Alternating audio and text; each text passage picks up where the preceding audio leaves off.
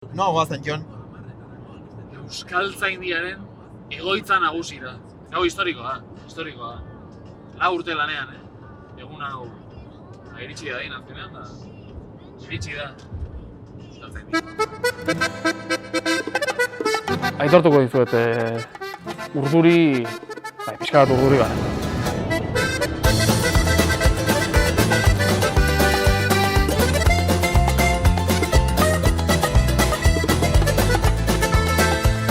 Iritsi gara Bilbora, lankideok, katiluak osorik daude, eta gu oso urduri, goazen Euskaltzaindian. Nik imaginatzen nuen Antxon Euskaltzaindia sartzen bere taza oikin. Antxon oso harro nago. Plazara sartu ginenean ja, Euskaltzaindiara gertura dutakoan nabaritzen zen giroan zelako magia moduko. Entzuten da? Euskera entzuten da? Nolabait bertara iristea izan da 4 urteko ibilbide baten gailurra. Eta iristerakoan unkitu egin nintzen.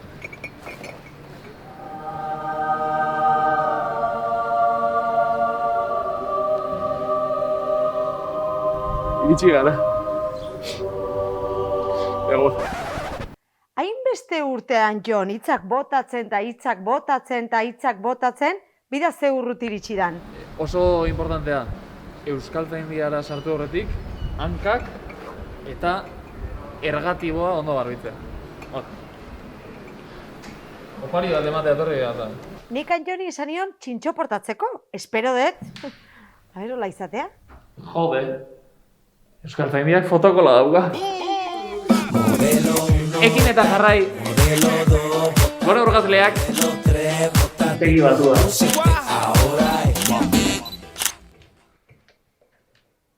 Retratu dotore hauetan, Euskaltzain askoren irudiak ikusten dira, eta beste jabetu gara, Jorge Javier Vázquezen aita ere Euskaltzain izan zela duela urte batzuk, oso tipo importantea. Eta han, bueltak ari ginela eta topo egin genuen Erramun Osa mitikoarekin.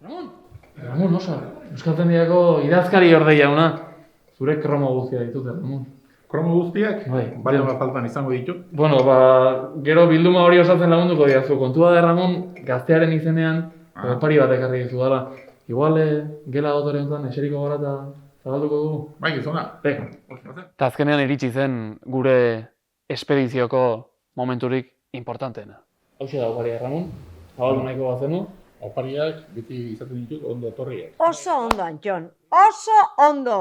Lortu duzu! Ze gozaltzen du urgazle batek, Erramon? Ni kafea. Kafea. Kafea, bai. Begira. Egun osoan tente mantentzen. Bai, eta beharra bada bota. Bueno, egia da beste batzuk kafe hartuta ere tente mantentzeko lanak izaten nahi digula. Hau niretzako aproposadek. Bitu, lorrazkera. Lorrazkera.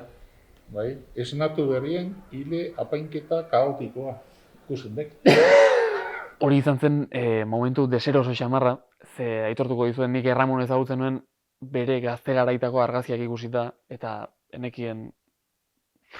Bueno, eta ni ara joan nintzen opari bat ematera, baina eskatzera ere bai. Egingo nauzuen noizbait urgazle, Erramon? Bueno, bakik urgazlea ez da inor aurkezten urgazle izateko. Normalean aurkeztu egiten ditek. Proposatzen da norbait? Beraz, merituak egin beharko dituk. Meritu txiki bat da. Bai, baina meritu gisa Vale, dituk. vale. Urgazle titulua jasotzeko meritu batzuk eta falta omen zaizkit. Pentsatu dut igual, meritu modura, hemen bularrean, Bernardo Atxagaren aurpegia tatuatzea. Hemen, Atxaga.